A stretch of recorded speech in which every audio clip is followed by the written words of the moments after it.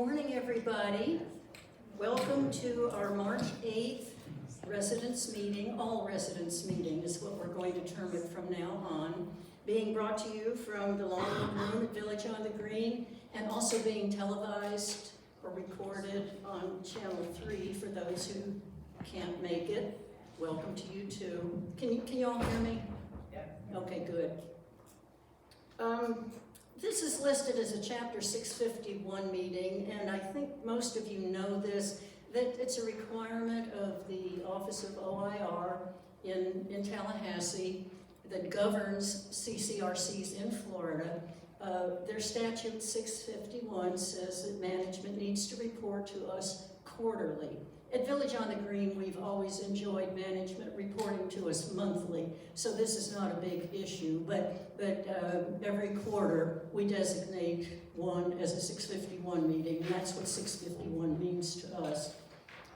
It's just part of the process. We have a couple of newcomers today.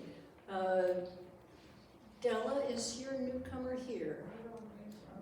Well, her newcomer is Randy Broderick, is the way I'm pronouncing it, who's in C118. And so maybe Randy's watching it at home. Anyway, welcome to Randy. We also have Frank Powers, who is currently in A. Frank will be moving to D102 shortly. Do you want to say hello, Frank, so everybody can see you? This is Frank Powers. San Antonio, Texas, former Air Force. Everybody in San Antonio is, I think. It's here for Bear County. I've had a great time here since I've been. Thanks, Frank, and welcome. I just want to mention some remembrances since we last met. Bertie Carthen, who passed away on February 19th. Her services were last week. And then this Saturday, the 3rd, is the celebration for Jack Santini.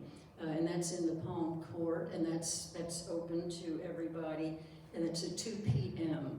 on Saturday this week. So with that, I think I will return the rest of the meeting, or a big portion of the meeting, over to our Executive Director, Joey Mukherjee, who will now conduct his bang it together. Good morning, everyone. Good morning. And you can all hear me okay in the back? Yeah, Good. All right. So it's not a smaller group, so I take that as a good sign that the last one went all right.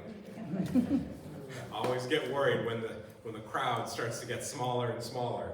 But glad to see you all here, and good morning to all of us, all of those joining us from home. So I'm going to preemptively apologize. Today's a long one. I'm going to try and move through expeditiously. If you have questions, don't be shy. Pop your hand up. I will call on you. But I'm probably not going to pause quite as much after each slide, just to make sure we keep on moving. But a lot of good, important information. Thank you, Anne, for covering that this is a Chapter 651. I put that on the title slide here, so when the OIR auditor comes to talk to us, I can say, here's my presentation that I shared. But really, we're going to do this every single month, and when we have our financials, we're going to share that and keep this conversation going, so it's not just a quarterly thing, but from a regulatory perspective, we're checking the box on that. So we'll go ahead and get started. I know we covered a lot of mission, vision, values, our strategy, and the values through which we're going to live in the last presentation that we have, so I'm not going to belabor that. But I always want to kind of come back and, share this slide as it includes all of that in one kind of condensed format, because this really is our guiding document. This is kind of what we call living life space. It's how we talk to our team members, and it's language that I want to share with you so that we're all in alignment as to how our community is being operated.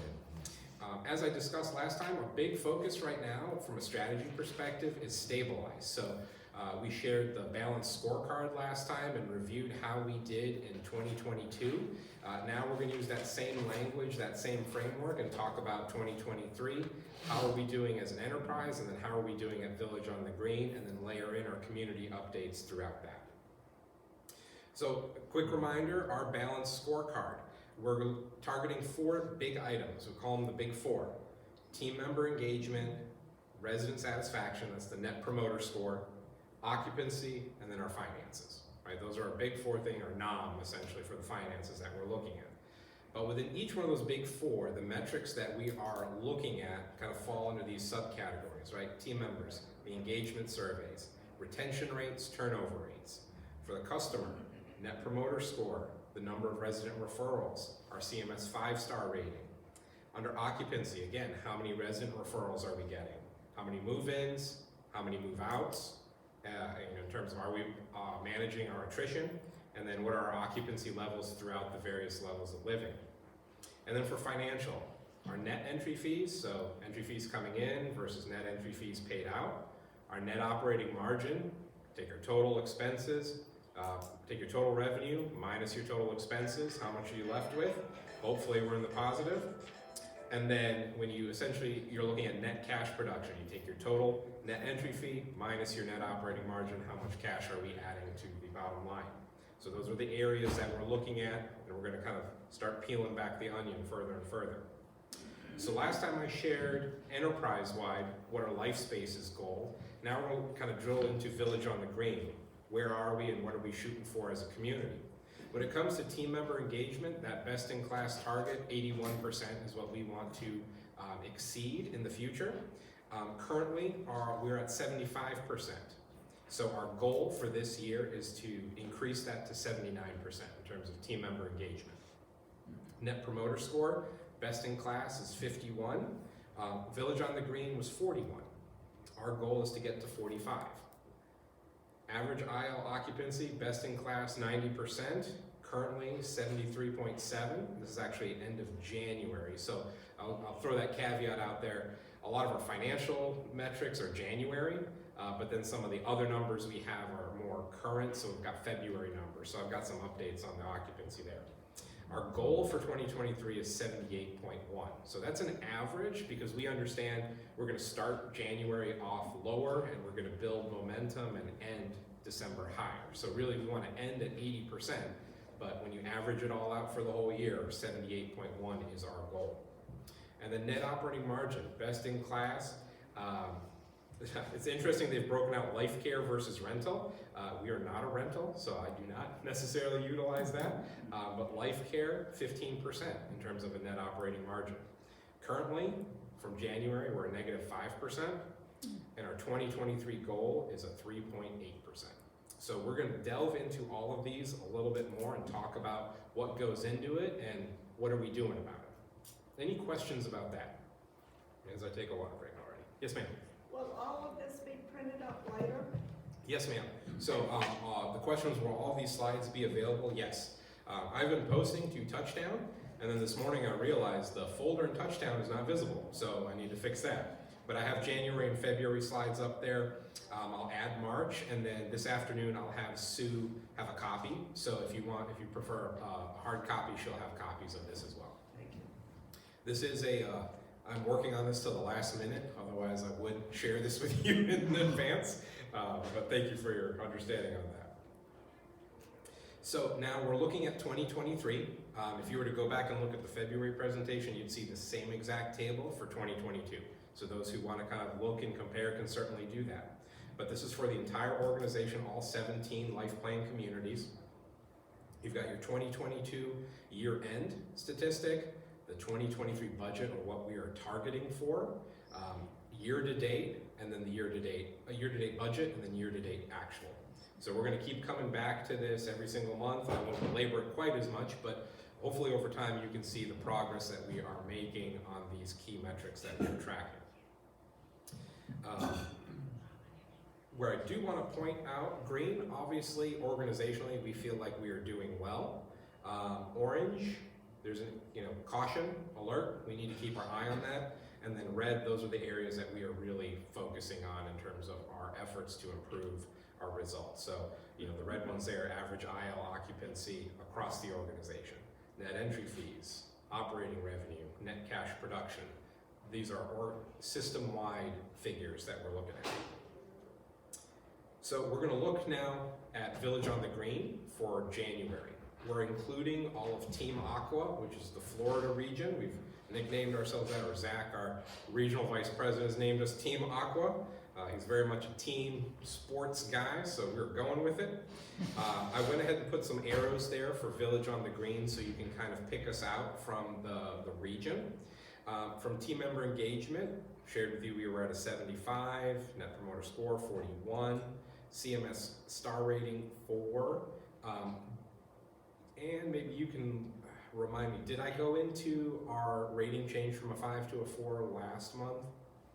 No. I don't think so. Okay, so let's spend a little time on that because we've talked about engagement and NPS. So No. our CMS 5-star, historically, we're a 5-star healthcare facility, right? CMS has gotten attuned to providers really honing in and understanding how to maximize the CMS 5-star rating. So now that we've gotten good at it, they're gonna change the definitions and move the goalposts a little bit, which is good in a sense. You know, if you're talking about continuous quality improvement, the bar should be raised in time as well, right? So the 5-star rating really looks at 3 big categories. Your survey results, so that's when ACA comes in and reviews you annually or on a complaint inspection. They look at your quality measures. So when we submit billing, we submit a whole bunch of statistics on what the outcomes are from the care that we're delivering, and they assess the quality from that information. And then they look at our staffing levels. How many RN hours do we have? How many LPN hours? How many CNA hours? And what does that break down into a per day for per resident? When it comes to audit, you know, our survey results and our quality, we're looking very, very good. Always have, and I think we always will. We've got a good clinical team there. Where we lost a star in this past quarter with CMS is staffing, okay? CMS had a increased focus on RN hours, and they were looking Monday through Friday, how many RNs do you have in a 24-hour period, right? So we're looking great, right? We've got RNs on the floor, we have a DON who's an RN, ADON who's an RN, we have MDS coordinators, they're all RNs, right? So what CMS decided to do was said, okay, let's look at the weekend. How many RNs are working on the weekend now? And let's base our calculation off of that. Ugh, weekend. So that's where we got nipped, right? We have RNs on the weekend, but we have a lot of LPNs, right? Typically on the weekends in the health center, we employ what's called a Baylor shift. So if a shift is typically 8 hours, a Baylor is what they use in a lot of the hospitals around here. It's a 12-hour shift. So theoretically, instead of 3 hours, 3 shifts in a day, you've got 2 shifts in a day, like a 7 a.m. to 7 p.m. and a 7 p. to 7 a. We have a lot of that in the health center, which is great because it means we've got our own staff. We're not using agency per se. But a lot of those Baylor shifts are worked by LPNs. Great nurses, great experience, but from a reimbursement perspective, CMS wants to see RNs. It is hard to compete with a hospital Baylor shift on a weekend to get that staff in, because typically they're paid a higher hourly wage, and then their shift bonuses for the weekends, which are shifts that are harder to fill, get a little extra goose per hour. So the hospital's got bigger pockets than we do on that one. We're adapting. We're gonna try and see where we can squeeze. We just need to get 40 points out of 750 to get us back to a 5-star. And we actually see we're gonna be able to do that on the quality side. So staffing perspective, I don't foresee us becoming a 5-star on the staffing side because of the cost of bringing in RNs for the weekend coverage to get those points, right? I think there are some short-term things we can do to improve our quality rating to get those additional points to get us back to a 5-star overall. Clear as mud?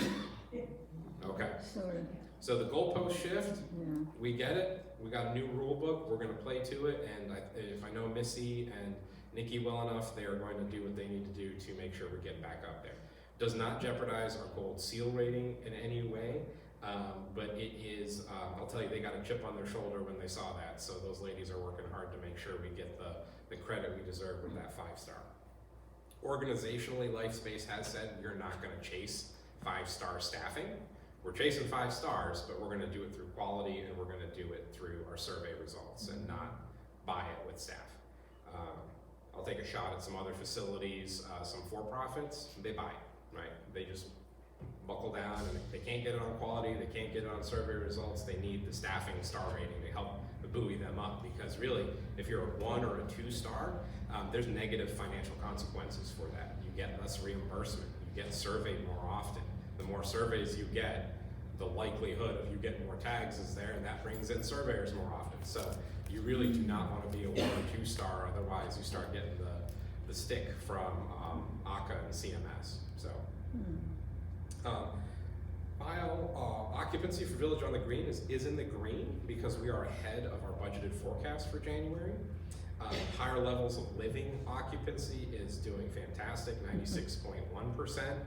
They're really helping, and when we get into the revenue numbers for this for January, you'll see who's helping carry the bucket there.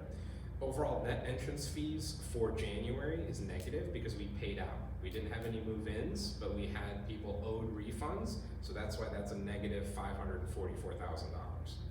The net operating margin for the month was a negative $109,000. So our net cash production, those two numbers put together, is a negative $653,000. Okay? So you can see as a region, there are communities that are certainly kind of helping carry the load, but all of us had a rough January coming out the gate. So now we're going to start going into the big 4 a little bit. So team member engagement, why are we looking at that? Kind of at a high level, if this is a great place to work, our team members are engaged, there's a strong retention, people want to stay, there's less turnover, there's less openings, there's less contract agency usage.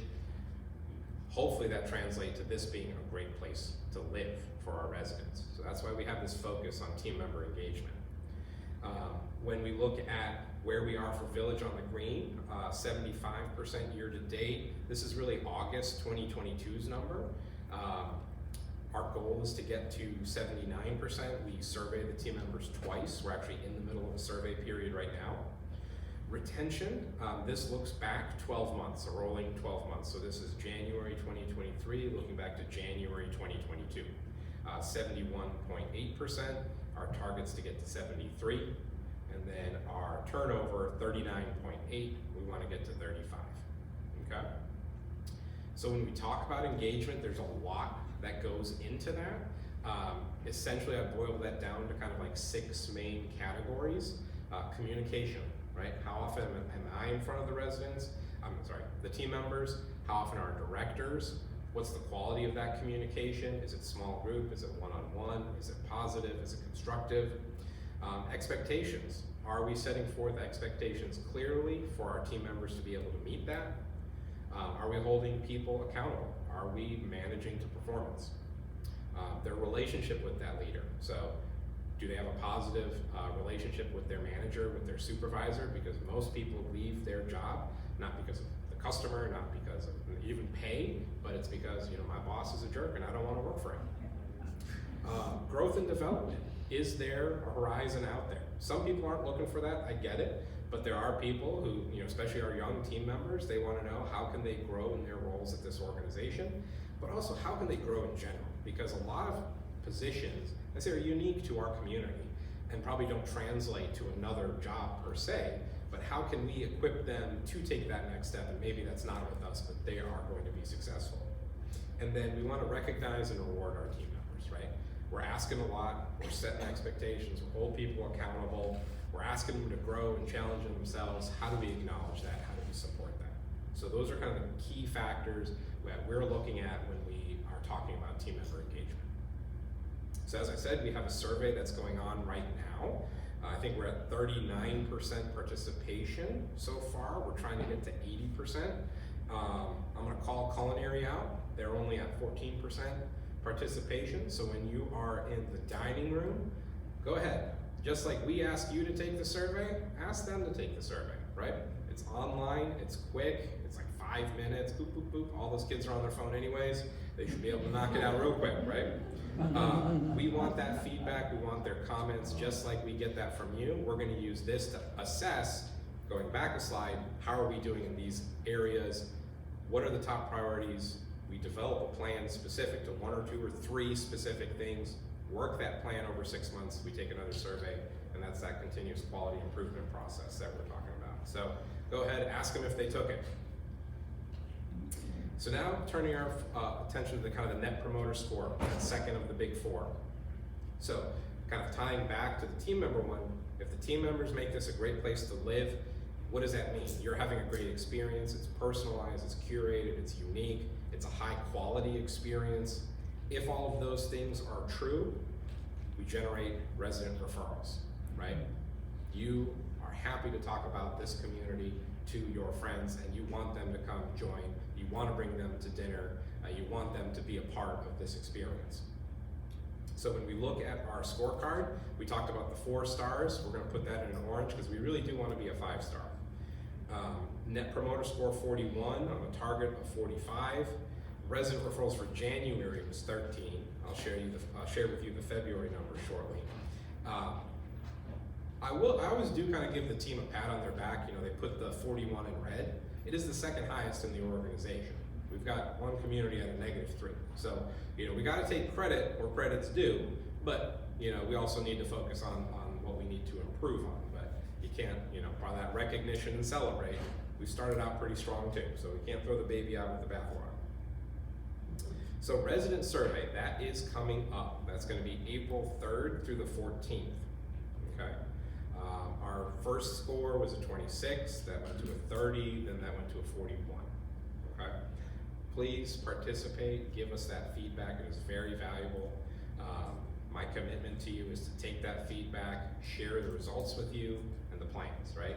I want to utilize, you know, the culinary concerns are going to be run through the culinary committee for your input as to how we can improve that.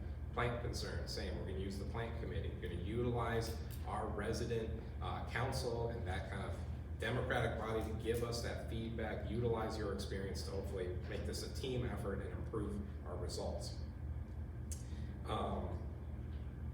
I will probably, there will be another all residents meeting kind of right in the beginning of this survey window. For the sake of time, I did not want to go into the whole survey methodology and everything.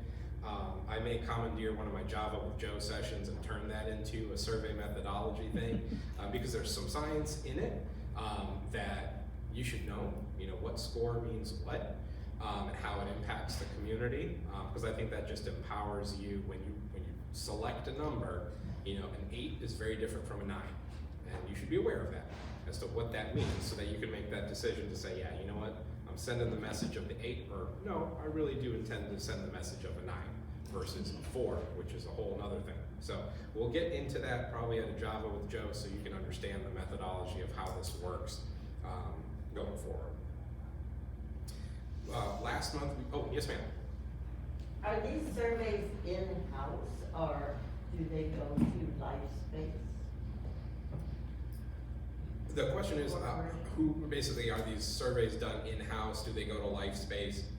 I'll be honest, I don't know. I just haven't gone through the process yet to see if the experience with the team member survey that we're doing now, it's administered by a company called Qualtrics. So they essentially do all of the, they create the questionnaire, which we can influence and say, no, don't ask this question, ask this question. But they do kind of the survey administration. So they put that survey out, they gather all of that information, and then they return it to us as a bulk, like so we can start to slice and dice it. As far as I understand, like with the team member, it's not identified by who completed it. If you were to write in the comment, my name is, and I dislike this, absolutely, we're gonna know who you are. But if you were just to make general comments, we would not know which resident said what.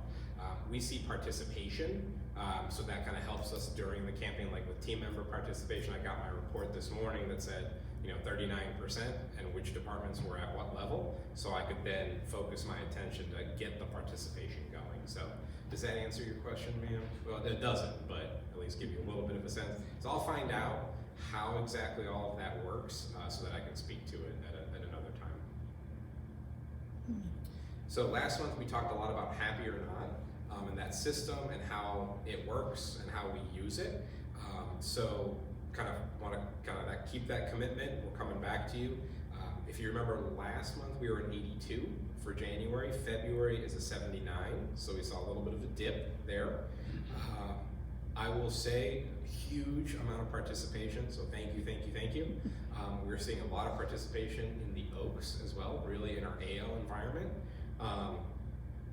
We're taking a beating over there right now, and that's really driving a lot of the scores, but that means that's where our focus is, right? Chris and George are over there trying to troubleshoot all the feedback that they're getting to try and improve those scores.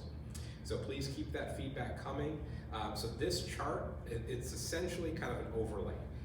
That blue line, blue squiggly line, that's February, and the gray one in the background is January. So you can see pretty consistently lower than it was in January, right? But there are things, you see dips on similar days and you see spikes on similar days, right?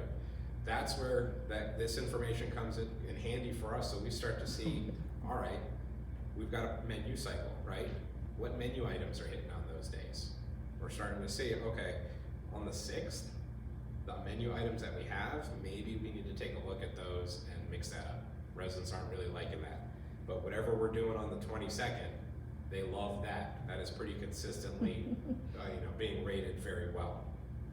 And then there are, days back, I want to say the January dip right there around the 6th, that was when the point of sale system crashed, which we've been having a lot more of, right? So I think that's showing up here in those results as well.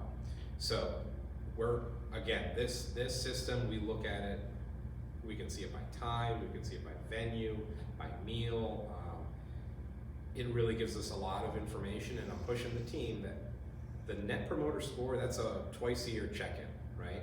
We need to be utilizing these tools to make sure we're making those gradual improvements, because the Net Promoter Score survey shouldn't be a surprise in the end. We should have a pretty good idea of where we're gonna land. Right now we got our fingers crossed on, I hope the feedback's good. But we should really know going into it because we've been utilizing the tools that we have. So if it's yes, sir. You get different inputs from the AL versus IL? Yes. So I will say, so the question was, do we get different inputs, AL versus IL? Yes, we do. For example, I would say the feedback in February on the IL side was great improvement on the food quality, right? A lot of comments saying the food is better, right? But the comments in the IL side were service, very service related, right? Too slow, not attentive, not right items, but the food quality is good. Okay. In AL, it's all over the board right now. AL, it's a food quality, it's a food temperature, it's a service issue, it's much more systematic. So essentially that kind of troubleshooting process we went through with Unidyne to look at the IL side in January, we're doing that. We did that in February, now they're working their plan, so hopefully March we're gonna see improved AL scores there. And AL is a little harder because our residents do have to work a little harder on it, hitting those buttons and typing that in. So we do have team members, in activities trying to help folks put that information in. But it's still, we know we gotta probably do more table touches over there in assisted living to make sure, we're getting to everybody, getting all the feedback. Good question, thank you. So if our residents are happy, we're generating referrals, we're getting more move-ins than we are getting move-outs. Now, some say, well, why are move-outs here? You can manage move-outs to an extent, right? It's not just the resident passing away, but it's their graduation through the higher levels of living, when they move to assisted living, when they move to the health center. We need to be very intentional about how we're managing that process, and that's really where the care navigator position is gonna come in handy, but I'll talk more about that later. So we got happy residents generating referrals, we got move-ins, we have fewer move-outs, we're driving our occupancy and ultimately our long-term sustainability. So how did we do in January? We had 13 referrals in January. We did not have any move-ins. We were expected to have 1, and then we were expected to have 3 move-outs, but we only had 2 move-outs.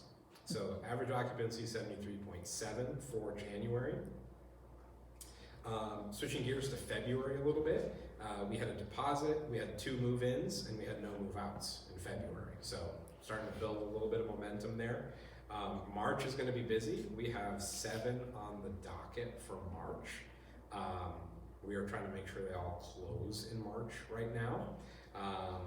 Hopefully none of those push to April, but if they stay in March, we should be closing at 76.3% in terms of our occupancy, which really does help quite a bit. So that's where we're looking at for how February ended up. Resident referrals, so the organization's trying to really drum up the referrals. There's a dedicated program every single month to kind of incentivize and revitalize our referral program. Village on the Green took the winner's baton on that. We beat out, we had a couple of Florida communities, the Abbeys were nipping at our heels there, but we stepped on the gas at the end, and we had 34 in the month of February alone. So I think we had 13 in January, we had 34 in February. Ron and Nancy Kenny, 14 referrals. Carolyn Tolles, 9 referrals. Thank you. Want to give special acknowledgement to Joyce and Davey Sims, Janice Olson, Joe and Sue High, June Wilson, Mike Rapp, Sarah Parham, Stan Goldstein, Sue Gadone for their referrals as well. So because, now if you remember January, every referral got a $100 Visa gift card. In February, you had to be the winning community to get the prize, which we did, and that is $200 gift card per referral, and a $100 gift card for every one of our dining team members. That's like 116 team members. So every month going forward, they're acknowledging a department, trying to get the department involved. March is going to be maintenance and transportation, who could potentially get this if we win the program for March. But we're putting some serious dollars behind it because of how effective resident referrals are. Yes, sir. Can you tell us how many of the referrals were in the local area? Question is, can I tell you how many are in the local area? Not off the top of my head. I know we can slice and dice it because we look at that by zip code, because we look to see who's coming from our primary marketing area and whatnot. So I'm sure I could get that from Sarah, who can pull that up, but I don't have that off the top of my head. So looking at March, now I have to keep reading this over and over because they keep changing the program, which is great, but it's confusing for me sometimes. So in March, they're looking at the entire quarter, right? Which community is going to have the most number of referrals, and then one person from that winning community is going to be entered into a grand prize.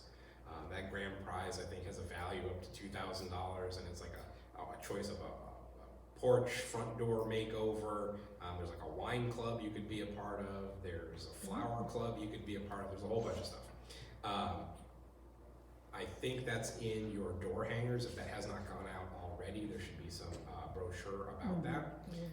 Referrals need to be in by 2 p.m. to the sales office on the 31st. That's our home office cutoff, so we can get all of our uploaded in the systems, and they can, there's no gamesmanship being played by communities.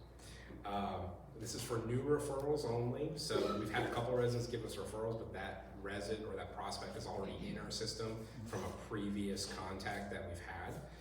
So this is for new referrals, counting towards that. And you've got another plug: if you're going to refer, just make sure they know they're being referred, so that when we call, which we do call, they're not totally shocked that we got their information. So we talked about occupancy. That occupancy is going to drive our financial performance. So let's look at Village on the Green for the month of January. So from a revenue perspective, we did well, and I'll drill down into the numbers a little bit more, but I'll give you the high level. We beat our budget by $9,000 with $2.2 million in revenue. But again, what tripped us up in 2022 got us in January. Our expenses exceeded our revenue by $2.3 million. So our net operating margin, we lost $109,000 in January. So that's at negative 5% NOG. Entrance fees, like I mentioned, we paid out. We did not take any in January for that net cash production. I think it's actually a $600,000, not a $700,000, with the rounding on that there. So when you look at revenue kind of by level of living, that first column gives you your month to date, so that's January. Then the second column is your budget, the previous year month to date, and then your month to date versus budget variance. So overall, you know, $2,188,000 in revenue off a budget of $2,179,000. So that's how in that last column you get that positive $9,500 variance there to budget. You can see AL pretty much right on the target for budgeted revenue projections. Home health exceeded that, 24,000. IL fell short, 42,000. Memory care ahead by 10, skilled nursing ahead by 13, and community-wide is kind of like your catch-all for everything. So we had quite a few areas that are continuing to buoy our performance on the IL side. But as I said, as we build that IL occupancy, that really is going to have quite an effect on our financial performance.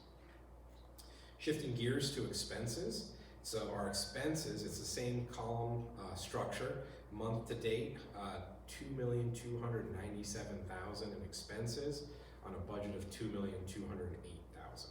So that's $89,000 over budget. Now, for some, I think on finance may have seen a different number. So once we got through January, we identified two key issues impacting our financial performance. One of them is how we budgeted time off, okay? So we went from one timekeeping system to another. Somewhere in that process, this is the holidays, how we pay holidays. We budgeted holidays at time and a half, but we pay holidays at double time. So you've got a gap there, half time in a sense, that was more than we expected. That was a miss by the organization from an enterprise level, so every community missed on that. So the home office is going to absorb that, and so our budgets have been adjusted for the whole year. So when you look at that month-to-date budget, at the net operating margin at the bottom, prior to the adjustment, it was a positive $15,000 a month. Once they made that adjustment, and another one I'm going to tell you about, it became a negative $29,000. So from a budget perspective, they expected us to lose almost $30,000 last month. We lost $109,000. The other issue that was caught similarly is paid time off. So our team members accrue time off hours, and we have to calculate, essentially as a liability. So there's a cost associated to that when it's reimbursed. So from a budget perspective, when we kind of bookmark the dollars, we did it at the 2022 rates, wage rates. What we didn't take into consideration is that we're paying it at a 2023 rate, right? So they're making more than they did last year. So the PTO value per month that we've booked is less than it actually is. So again, that's another, impacts every single community from an enterprise perspective. Home office has eaten that one too, and have adjusted our budgets accordingly. So going forward, those two misses, that's kind of a system-wide thing. So when you see, from the board approved, it's a pretty big deal for them to even give us this consideration, because usually once the board approves a budget, I don't think I've ever seen an organization even say, yes, there's a screw up and we're gonna fix it. So the fact that they did it, I really appreciate, because otherwise that's an albatross around my neck I have to carry around for 12 months explaining, well, remember, we had 2 holidays in January and so on and so forth. So I do appreciate that. So I'm not sure, Al, Basil, if you've seen some other budget numbers, that's why there's a little difference there, since they have made that adjustment. So our focus really is, when you look at our operating expenses and you kind of break them down by category, that big green slice of the pie, that's your salaries, benefits, and taxes, right? That's your 56%. Culinary, 8.8%. The all other, that is essentially your health center. Those are your costs with pharmacy, your labs, your x-rays, your medical supplies. They just bundle that into all other. You've got your home office allocation, and then you've got various utilities and whatnot breaking down the rest. But I share this because when we look at the big four, and obviously we're pursuing different strategies for each one, Right now, of the big four, the one that's screaming the loudest for attention is that net operating margin, right? We know we gotta be positive. And when you look at what's driving our expenses, we're doing what we need to do from a revenue perspective. We are making improvements from a labor management perspective, but that's really where the focus for February was, and especially on two key departments, really primarily on the culinary side, making sure that we are staffing to budget, that we are working the hours as scheduled, that people are clocking in and out on time, that folks aren't making up their own schedules. So we've really installed some new, what I call riggers, for our department directors. What do you do on a daily basis to manage your labor? Because if we manage that in dining, we make budget. If we manage that on nursing, we exceed budget. So we are right on the cusp of, potentially turning the corner there, starting to dig ourselves out of the hole we put ourselves in January and build some momentum going forward. So, What is payer source? So a payer source it's associated with the health center. It is a bundle of Medicare Part A, Medicare Part B, Medicare Advantage. There are expenses, so the payment mechanism in the health center is you essentially get a bundled payment. Medicare or many of these other payer sources will say, I will pay you $500 a day to take care of this resident. All the expenses are up to you to absorb, right? It doesn't matter. Some residents might be inexpensive, some residents might be very expensive, but you have to kind of manage that cost. But from a booking perspective, we assign those expenses to those payer sources so we can see, where are we losing our shirt, where do we need to focus. So the payer source is another healthcare bracket of expenses assigned to Medicare Part A or B or an Advantage plan. A good question. We have, I shared, I think in resident council, I got a little excited and was sharing about a new software program, Workday. I think you've probably talked about it in the past. Really where we're at with Workday, we're past like the implementation phase. We've done the education, we've done the training. We are in that kind of phase with, all right, now that we have all of this information at our fingertips, what are we doing about the information? How are we managing our team members and how are we going to achieve the budgeted expectations? Through that discussion, there are areas that, we've seen a couple errors with our budget. I've got a couple other issues I have with our budget. There's things we want to add, right? We need an extra body, a dining server in the main dining room. We need an extra server in the memory care. But my directive to department directors is, I cannot in good conscience go to my home office, to my boss and say, I need more if I'm not managing what I've been given correctly. So if they can establish 2 pay periods, each pay period being 2 weeks, so give me 4 weeks of performance of you managing your labor to your budget, right? Then I can go with confidence and say, I need more and I'm gonna utilize it correctly. So that's kind of the carrot at the end of the stick here. I'll go to bat for our team members to ask for more, no problem. But what we get, we have to use correctly. So that's kind of been the message we've really been driving home. I've been picking on dining, but the last 2-3 weeks, they've been at or below budget. And so they've been below budget enough by the 2 positions they're asking me for are right there. And I said, so just by managing our hours, we have found those 2 positions we're wanting. So we're not even asking for addition. We just need to manage what we have. So I said, prove to me for the next 4 weeks you can manage that and I'll let you fill those positions. We didn't even have to ask for more. Now, as an executive director, I'd feel pretty silly asking for more and then finding out we had it all along, right?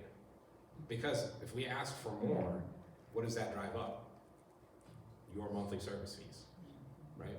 So I can't stand in front of you in good conscience and say, we have to have this increase if I know this kind of sloppy stuff is going on. So that's kind of the commitment I'm making is we're not trying to be micromanaging. I hate doing that. They're professionals, they need to manage their departments. We've given them the tools. We're gonna help them learn some new good habits, and then they have to take it from there. Sorry, it seems great. Shame. Principle. Okay. Ugh, changes to the billing cycle. I let that thing right. Let's go back and ask questions before we dive into the billing cycle. How we doing? Are we doing all right? Okay. So, No one fell asleep yet, so. information. So changes to the billing cycle. So first off, kind of a preemptive apology. I put out a memo. That's the last time I use a form memo from the home office. Once I signed it and sent it off, I started getting the feedback. I was like, yeah, this doesn't give enough information. It conveyed the change, but none of the logical follow-up questions that you had. So I appreciate the feedback, the opportunity to address it. I'm going to go over it here, take your questions, then I'll put out a memo with this information and the answers to any of the questions you have, because I'm sure if you have it, somebody else has it, so that kind of everybody has something in paper or they can give to their family members or whatever, to be able to feel that. If you're still confused, have questions, call me, call Javi. He and I are on the same page as to the language we need to use to convey this change. So right now, past practice, we had 2 billing cycles each month. One billing cycle was for independent living, the date when the statements went out and when it was due. There was another billing cycle for the higher levels of living, so that's our skilled nursing and assisted living. They were on the same thing, but a different set of dates. We're going to one set of dates, okay? Javier is very excited by this, because this, instead of doing the same process twice in a month, he gets to do it once. I'm excited because then I can use Javier on other things. So this is one of those efficiency leads to more productivity, right? So if you take nothing away but this, there's no payment due in March. The March and April payment are due on April 13th. If you take nothing else away from this, that's the take-home message. Nothing due in March. Both March and April are due April 13th. Okay. So let's talk old billing cycle, because I think some folks were confused as to how that worked. Previously, the statements were distributed on the 6th of the month, and the payments were due on the 26th of the month. That's the same date that if you sign up for ACH transactions, that's the date that deduction would occur. Those statements were billing for the current month room and board and the previous month's ancillary charges. Crystal clear? Okay. We're going to go to the new billing cycle. We're going to skip the transition period right now. Statements are going to be distributed on the 20th of the month. Okay? They are due on the 13th of the following month. Okay? That is the date the ACH transactions will occur. The bills are going to have the coming month's room and board and the previous month's ancillary charges. Okay? So the transition process.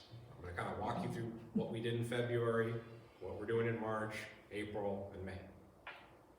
So in February, again, old process, we distributed on the 6th, it was due on the 26th, it was a February room and board, and it was a January ancillaries.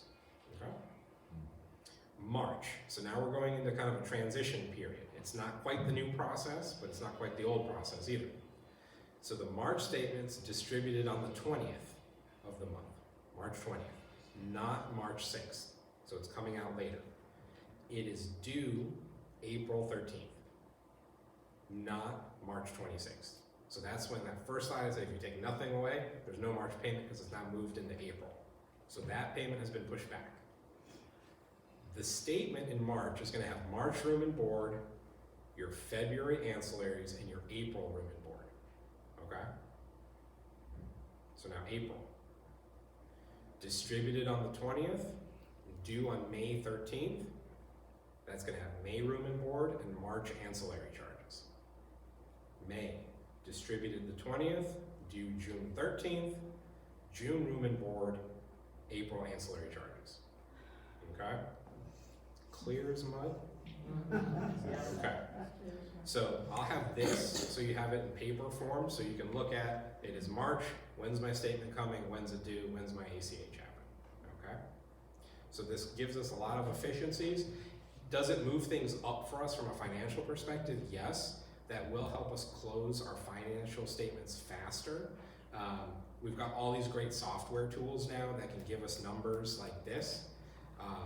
Right now it's the beginning of March and I'm probably not gonna get February financials until the end of February. I need February financials faster. So if we can align these billing processes, streamline that, I can turn Javi to make sure my APs are done, make sure my invoices are paid, make sure my accounts receivables are in good shape, so that when that financial statement comes out, I've got a good set of numbers. Because I'll be honest, when I look at January, I think January is a little rougher than it actually should be. I think February is going to look more positive than it should be, because I think there's some things that should be in February that were in January, and vice versa. So I'm trying, part of this cleanup helps us get to be more true with our financial statements, and so we have a good sense of our financial performance and make good decisions going forward. Questions about that? We'll get that in. Yes, I'll put this in its own memo. I'll probably allow, today, tomorrow, so I don't think it'll be in Friday's door hanger, unless I don't get any questions, then I'll just put the memo out. But I do want to give folks an opportunity at home to email or call in with a question so I can make sure I put out a good frequently asked question thing. So you'll get that, so you'll have the dates and you can refer to that as you write your checks or change your ACH and whatnot. Okay. COVID, my favorite topic. So this looks at COVID throughout the state of Florida, past 10 weeks. We're seeing a decline, but still very much present in our community. I had a question last time, could I share the numbers for the organization as a whole? So this is, since COVID began, all of the numbers for all of the communities. Now some communities, the 3 that we added last year, their numbers are only as good as from when they joined the organization. Theirs don't go back, so that's why you'll see some are pretty low. I kind of put arrows next to village on the green. This really is more just for to satiate the question of like, how are we doing? So you can kind of take a look at this afterwards. It's an eye chart, I know, but you can look at it on paper and let me know if you have any questions. But this looks at by level of living, the number of cases, deaths, total positive cases, and kind of the onset of the virus at each community. So,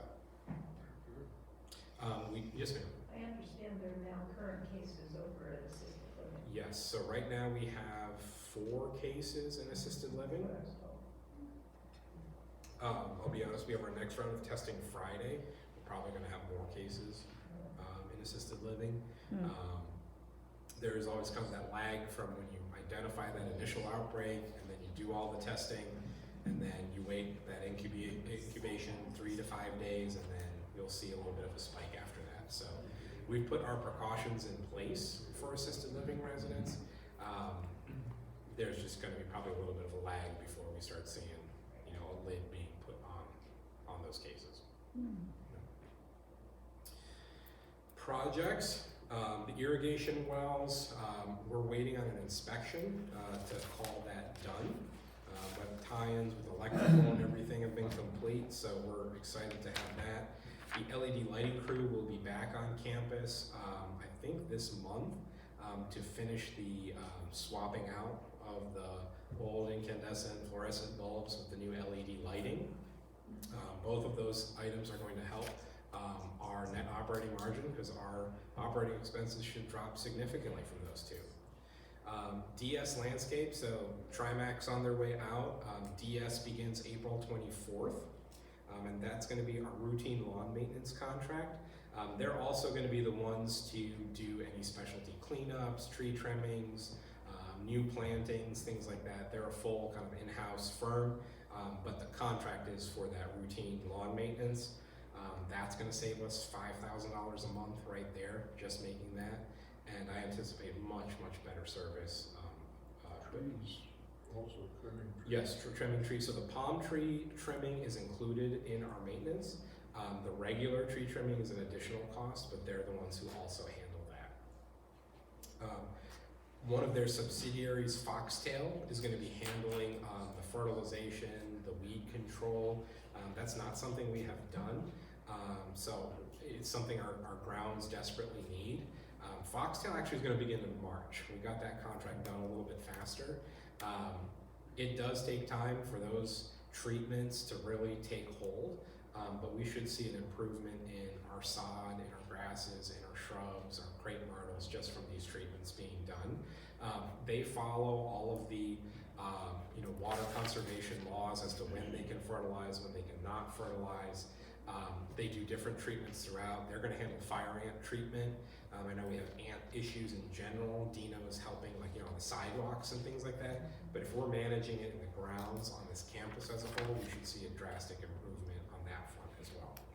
So they should begin in March. They're good about signs. You'll see when they're doing treatments, before the treatment, they're gonna put their little flags in the ground saying, fertilization in progress, and then they come back and pick it up, 24, 48 hours later. So they do a nice job with that. Both organizations worked in CCRC environments. I worked with them at Westminster Winter Park. They get it. If there's issues, they're happy to meet with me and you and just make sure, okay, you've got this orchid and this tree and we don't want to mess that up. So they're very sensitive to that and happy to talk to you about it. Yes, ma'am. Is the Foxtail service going to be strictly for general area or include any of the villa Yep. homes that have gardens? So Foxtail is the entire campus, all villas, all apartment complexes. Like if it's our property, they're treating it. With the only exception of like those wooded areas, obviously we're not doing any treatment back there. But even the fairways and whatnot, you should see an improvement in the chinch bugs and whatnot, and all of that. Those from the treatments that Foxtail's doing. Does that include mosquito control? No, mosquito control is another company that's like they treat the ponds and the ponds on campus, and that's a different organization altogether that does that mosquito control. And actually, I think we have 2 different companies that do different ponds. I'm not sure why, but that's from what I understand. Yeah. Mulch. So mulch, they will do mulch. So the owner and I are on the same page in terms of mulching. We will absolutely get to a point where we're doing annual mulching. Realistically, in that first year and a half, we usually do not put down mulch unless we're doing a new planting, because the focus is cleanup. It's blowing out all of the dead leaves, it's raking out all of the debris that over years the mowers have ground into a pulp and it hasn't, biodegraded. They pick up and bag and take with them the clippings, the leaves, every single time they're here. It takes time to recover from where we've been, from blowing all the leaves up into the shrubs and whatnot. They're gonna come by and there's gonna be a lot of focus on cleanup. So before we go throwing in new mulch in the beds, we wanna make sure the beds are clean, that the plants are healthy, and then and then also the irrigation is correct, because they do our irrigation. We have a lot of irrigation work that needs to be done. Move heads, change heads, that kind of stuff. We don't want to necessarily mulch and then dig it all up as we start moving stuff around. The savings that we're getting from going from TriMac to DS, that for me is not necessarily a non-contributor, that's going to be a net promoter score contributor, right? We're going to take that and invest that in mulch, in tree trimming, in irrigation work. That's expensive stuff. It's $5,000 a month we're saving, so that's really like small projects every single month, but over time that really will add up. And then ultimately when we get the campus to a state where we're really happy, then that's the savings for us going forward. So we will do mulch, just probably not right away. Like a year. I'll say a year and a half, because it really does take a long time to clean. Now, I'll tell you this, we told our residents at Winter Park that it was gonna be 2 years, and we did it after a year. So it depends on just how quickly, what I appreciate about DS is they're gonna set a realistic expectation and then they're gonna beat it, right? Versus the other way around of it's an unrealistic expectation and they miss it by 6 months and then everybody's ticked off. So, I say a year and a half, it could be less than that, but I'm gonna take his philosophy, a year and a half, and hopefully we're beating that and you're all happy with it. Now, What's the scope of the LED lighting project? Joey, does it include the villas as well? So the scope of the lighting project, I understand it to be the exterior, like parking and driveway lights, the building lights of the apartments. I do not know about the villas, and that's just my knowledge gap on that, so I would have to check with Tony to see what is being done for villas on that front. Lights on the outside of your villas. The lights on the outside of your villas from a well-placed source. Okay, there's a lot of those, yeah. There's a lot of street lights. lights, Yeah. basically. Yeah, they actually ran out of lights, that's why they had to stop. Yes. I think some of the villas have, as the bulbs have burned out, they've been replacing them with LED lights. Yes, I believe. think they Not all, have been maybe doing not that. all of them, but Mhm. So the comment was that, you know, in the past, as lights have burned out, we've been replacing them with LEDs. I know part of this, you know, program is it's all the same type of bulb for whatever it is, you know, for the parking, they're all the same kind of bulb. For the buildings, it's all the same kind of fixture. From a maintenance perspective going forward, it helps that we don't have to keep 1,000 different light bulbs in stock. And hopefully we get a good life out of it. Okay. Continue, main kitchen addition. So, tentative date for this project, Monday, April 17th through Friday, April 21st. Okay. Tomorrow we have a culinary meeting. Chris and the team are gonna present our service continuity plan to the culinary committee for their feedback, and then we're gonna roll that out to you. I'll have an opportunity to talk about it at the next all residents meeting. There will be another culinary committee right after that, just to fine tune any last minute things before we roll into the project. Selfishly, I'm gonna lay myself before you and let you know it is conveniently after the resident satisfaction survey. They wanted to do it right before, and I said, let's not inflict the wound here that we don't need to. So that's on me as to pushing it back. They did want to do it a little earlier. I said, please, let's not impact the residents like that and then ask what we think of it. So once we have that service continuity plan, we get that feedback from the culinary committee, we'll share that with you, so you'll know exactly what the meals will look like, what's delivered, what's carry out, what's paper, what's, you know, what that meal looks like for you. This is another one where I'm hoping we have promised, you know, we're saying 5 days and that we can beat that, but worst case, you've already known that it is 5 days. If we can beat it, we will certainly beat it and open up faster. So that is part of kind of the expectation of like, look, let's not, you know, shoot ourselves in the foot here by saying we're gonna do something really quick and then not do it. Clubhouse renovation. So we're doing a ribbon cut, June 7th, 3 p.m. to 6 p.m. Y'all are invited. Monte Carlo Casino themed night. I think we should all dress up in tuxes, not required, but let's see what happens. Ladies, get your formal gowns out. We're gonna have more information on this, but we are doing it. This is a celebration for opening the clubhouse, celebrating all those years of construction that you have endured. We're gonna have some casino games, we're gonna have food, we're gonna have drink, enjoy each other's company. We are gonna do an obligatory ribbon cutting. I'm hoping we're in the space, you know, from us using it before. Tomorrow is our phase 1 punch walk. So we are walking, not this side, not the this part of the clubhouse, but we're walking the old health center side. So our architect, our contractor, our designers, they're all gonna be here tomorrow to see how we have progressed. So I'm expecting that side to be hopefully by the end of March. We're putting furniture in and hanging pictures, and by April we're using that side. This side's a little further behind. They are doing sheetrock right now, hanging it. So they've done all their electrical, their plumbing, and all of that. But they still have a lot of work to do. You gotta prep that drywall, you gotta paint that drywall, and then you got all the finishing work to do. So that one's a little bit further behind, but we're still gonna make that June 7th grand ribbon cutting ceremony. Questions? Where will the ribbon cutting take place? To be determined. To be determined. We're trying to figure out how many people we think are gonna participate, so we think we're probably gonna have to do a little bit of like some outside setup for maybe that event, and then we all move inside and enjoy, you know, have the bar in one room and have food in another room and all kind of mix and mingle. So we have a bi-weekly call with event planners trying to help me with that. So that is something I have not done before, so I'm learning how to do large event planning right now. The new co-share, whatever the word is, co-share be done by that time. No, the question was, will the new portable share be done by that time?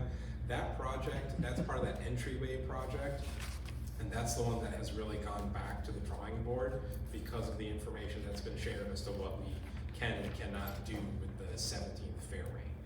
So, yes. That impacts the front of the, Mhm. our, Yes, sir. So the front entryway project covers from the guardhouse down the fairway, the main drive, and ends here at this building.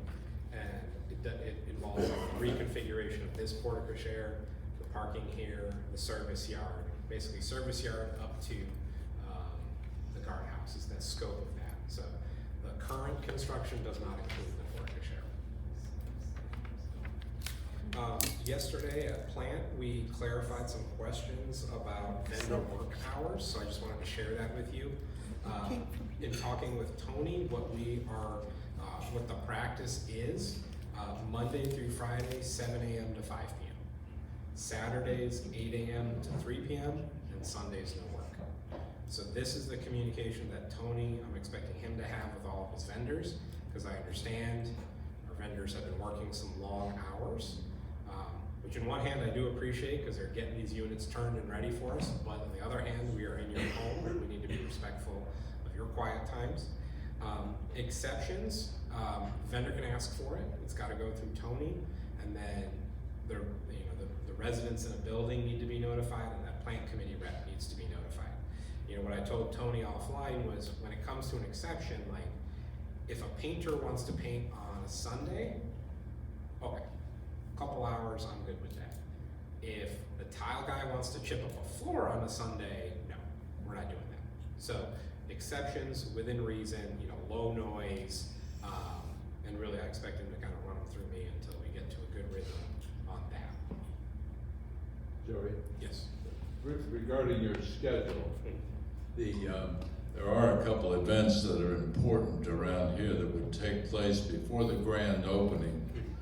Would it be your recommendation that we revisit those on the grand schedule? I'm thinking about the Brady Wilkins Award, Scholarship Awards, for example. This is now June 5th. I don't like the sound of that with a grand opening on the 7th. Should we go back and take a look at those dates? We can take a look at them, but I it doesn't give me, I don't have heartburn hearing that. I think we can. You think we can do We both? can do it. We can do it. Yep. Thank you. We are, about that event.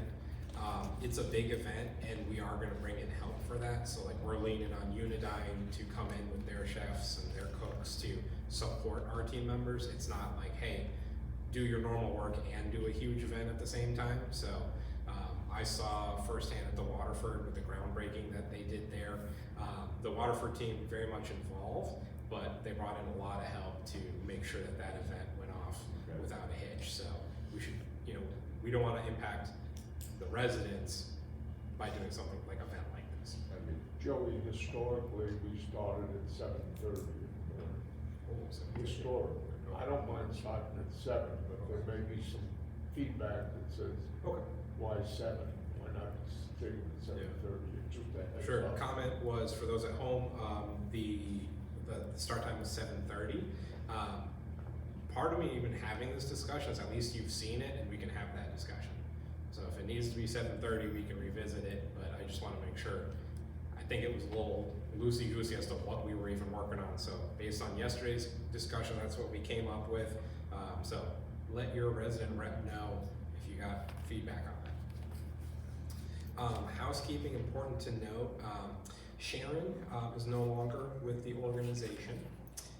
We do wish her all the best as she embarks on some new endeavors. If residents would like to share a note with her, please get that to Sandy. We'll collect that and make sure that Sharon gets that, okay?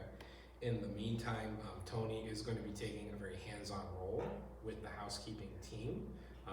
He met with them yesterday, and he's gonna be essentially their go-to supervisor. He does oversee that position and will be responsible for backfilling that position as well in terms of doing the hiring there. We are not going to sit back. We are gonna dive into a lot of the pain points that residents have brought up about service, the consistency of appointments, appointment availability, quality of service, what services are included. We're gonna dive into that and move the needle on that. It's something that comes up on the Net Promoter Score and the feedback that we've seen. We're gonna try and make some headway here quickly on that front. So I did wanna share that important note with you. And again, if you have anything you want to, a card you wanna drop off, please drop that off with Sandy. She's out today and tomorrow. She's back Friday. We'll be happy to gather that and share that with her. Okay. I'm gonna go through Be Active real quick because I am running long. So you're familiar with our Senior Fit Test. We are trying to spiff it up a little bit. We've got a lot of home office support. We are going to utilize our therapy team from Select Rehab to introduce some new technology there to really, essentially what this is, get an assessment of how you're doing physically, your fitness, and then track it, right? We'll do this every 6 months. We can plot it and see where there are areas of opportunity.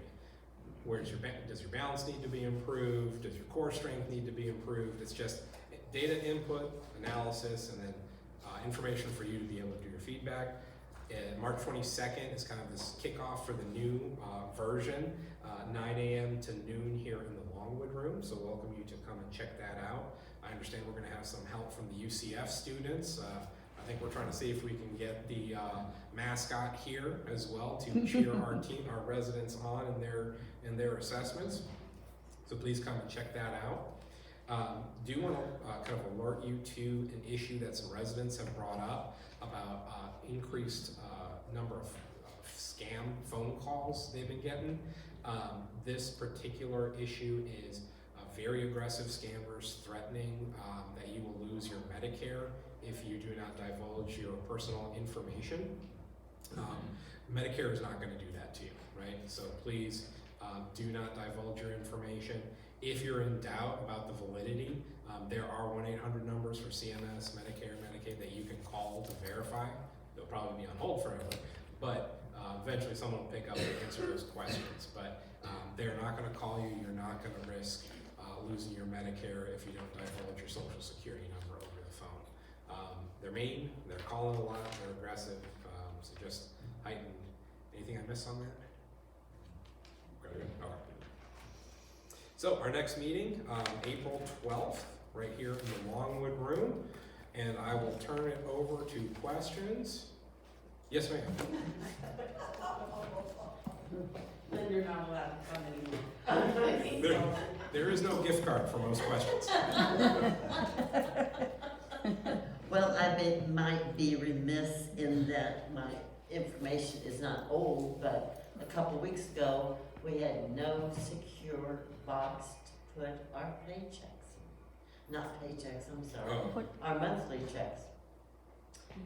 It was, the box was unlocked all weekend. And there was a bunch of checks in there that were subject to Okay. being lifted. Right now, as far as I know, we're giving it to Sue. But really, there should be a secure place for our monthly checks to go. Yeah, there should be a secure box. I'll check with Javier on that. I have to educate myself on how that process is and what we have available, but certainly agree with the sentiment. We need to have a secure place for the payments. Yes. Jim? Yes, I know this is a smoke-free environment. Does this also go to the vendors, not to smoke? Absolutely. So, question is, it's a smoke-free environment. Does this apply to vendors? Yes. So Okay. if you see, If I see one, who do I report this to? you can let security know. You can let Tony or Lenny know in plant because usually it's one of our vendors associated with plant. If you get it to security, if it's off hours, they will relay that to Tony so that we can follow up. And any information, if it's the truck says CertaPro painters or whatever, if you could let us know, that helps helps us hone in. Sometimes what we run into, when we have a general contractor, they'll subcontract out, and sometimes it's hard to put your finger on who the subcontractor is for which general contractor. So, certainly you don't have to say something. You're welcome to. It's your home, but if you don't feel comfortable, you do not have to. We'll handle that, and that's an expectation of our vendors to follow our community policies.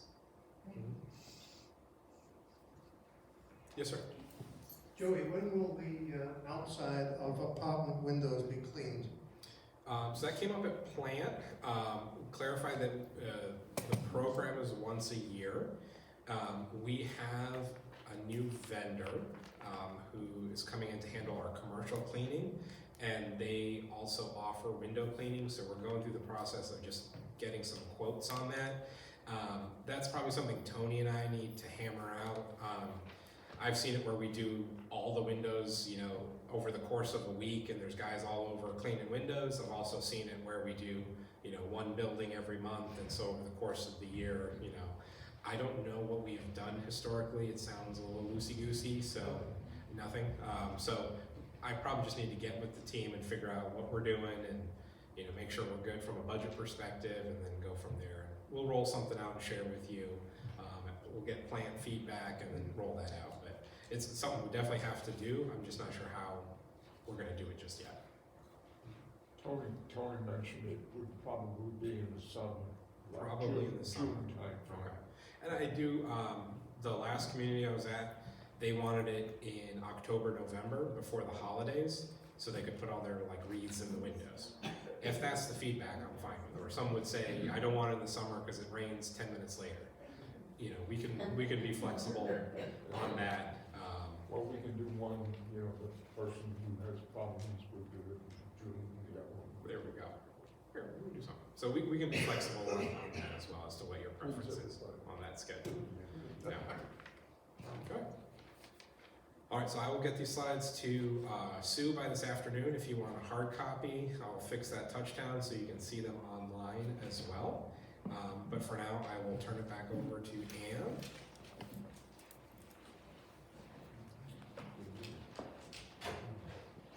Thanks, Joey. I mean, that was terrifically detailed and a lot covered.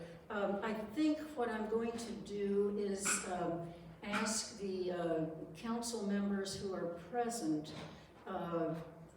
if there's input that wasn't covered that you would like covered.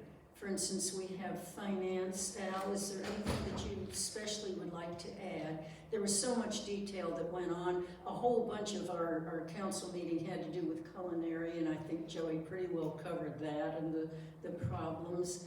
I'd just like to say that This is Steve Gus I'm calling on. I couldn't come up with your name. the sessions that Joey has had with some of the building meetings and Tony and whoever else, I think have gone over really good. Yes. And I think that the more we can do that, the better we are. I mean, that may not be one of the 4 significant items is to visit with residents, but it really went over well. I think so. I'd like to add that the substance of this meeting, Joey, congratulations, and any comment from the crowd would be welcome. But this is an informative way to cover a member meeting, and it is better than we've seen in a long time. Thank you. Thank you, Al. Who else do we have here? Basil, there were a couple of things I think that you touched on in the council meeting. I would like to say a word if I could. In the 29th of this month, in this very room, we're going to have a Resident Service Award dinner. And it's now called the Phyllis Lieblich Resident Service Award Dinner. And the reason I wanted to kind of foot stomp it a bit at this meeting is that we've had a lot of things going on in the community that have really kind of broken some of the community spirit that we've had. We've had construction, we've had pandemics, and we've had rotational executive directors for some time. And this is a time when we kind of come together and honor some of the people who have helped us build community here. So we're looking at that, and some of you know that Barbara Grossman, who's also a what we call at-large member of the resident council, have been looking at things that will begin to bring this community spirit back to life. So in this very room, March 29th, you can sign up for it, I think now, if you'd like to attend. And we'd really like to see a big turnout. We're told we can get 125 people in this room. We'd really like to do that. So can I see you there? Yeah. Thank you. Thanks. Let's see, Dick Altman isn't here, and he reported for the healthcare committee. There were a couple of things. Wait a minute, I'm on the wrong page with him. What did I do with it? Oh, back up one. Sorry about that.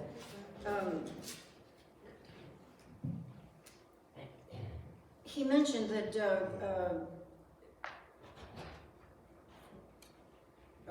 one thing that there's a seminar that's going to be scheduled at some point, probably by Missy, having to do with filling out or making sure your living will is intact, and these very, very specific do not resuscitate form that has to be on yellow paper in Florida, all of that. There's going to be a seminar. I don't think we've gotten that scheduled yet, but stay tuned for that, because this is something that's very important to all of us, and it needs to be in our records, in admin, and also in that emergency thing that we keep by the refrigerator.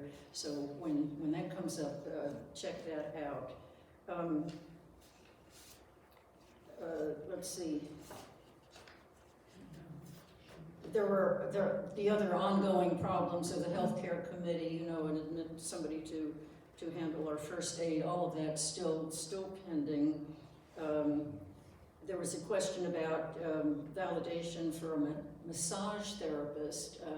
Apparently something was posted in one of the buildings, a recommended massage therapist, and if we can get that vetted through Joni and in the office, then that's somebody that we can offer for other people here at the... Can I have overs? Pardon me? I don't want to interrupt you, but can I have overs and you finish? I want to say one more comment. Oh, yeah, sure. I'm sorry, Basil, I didn't get what you were saying. And the other thing was Dick still acts as liaison to the assisted living meetings and reports back to us about that.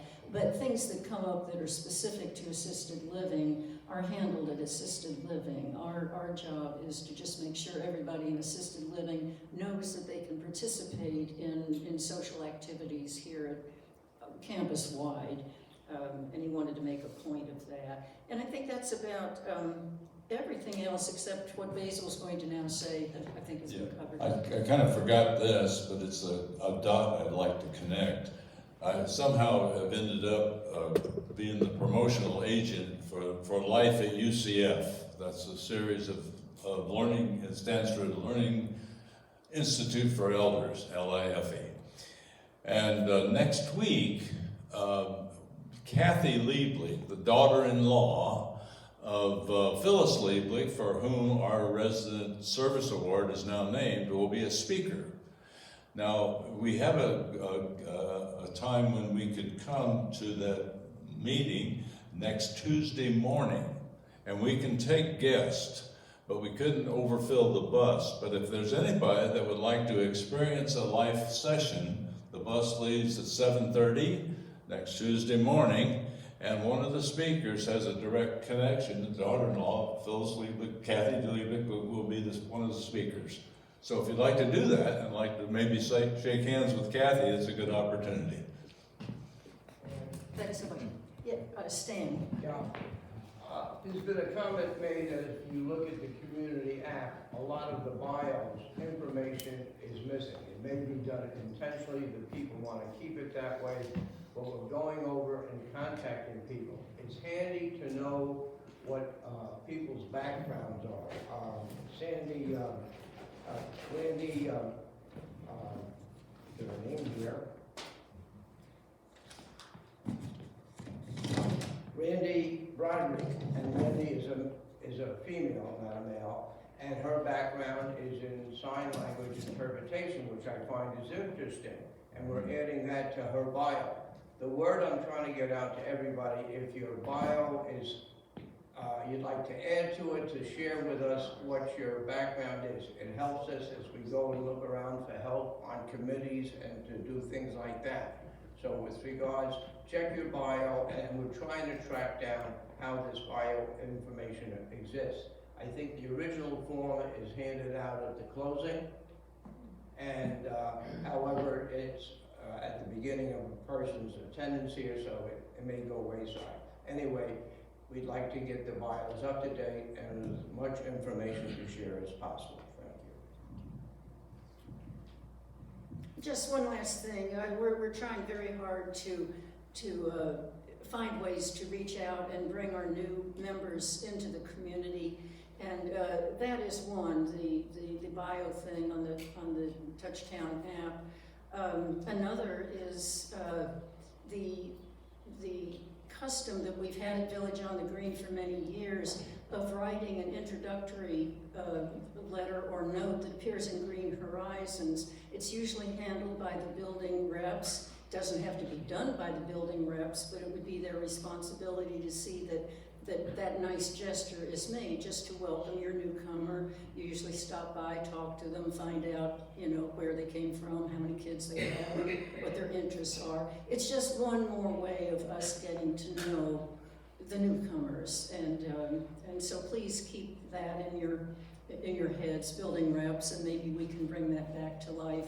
It was a custom here for years, and it falters, it raises and goes away depending on who's doing what. But anyway, it would be nice to bring it back. I think we're about at noon. Dodie, would you like to say something? Well, I just have a question, and I'd like it to be answered for everyone. I was informed at the dining room that we need to make a reservation for every night, whether we're one person, two people, whatever, but a reservation needs to be made every day. Now, is that? This is yours, Joey. We're going out with the bang. So unfortunately, I too have just learned of that. So it is a point that I will be addressing with the dining team to understand what the policy is, and also to clarify for them that going forward, if we're changing policy, the process is we take it to the culinary, we take it to me first, then we go to the culinary committee, get the feedback, and then we make a change. So I'm not sure what exactly happened there, but we will get to the bottom of it. And unfortunately, I cannot answer your question as to what it is we're doing right now. Well, it was quite a surprise to come in with 4, which was the number, that we didn't have to make a reservation, and told, oh no, the room was filled and everyone has to have a reservation, because we only had 3 that night. No, I apologize for that. I'm not happy about it, but we will figure it out. We'll get it straightened out. Thank you. Yes, ma'am. Thanks, Joey. As he said, we'll go out with a bang.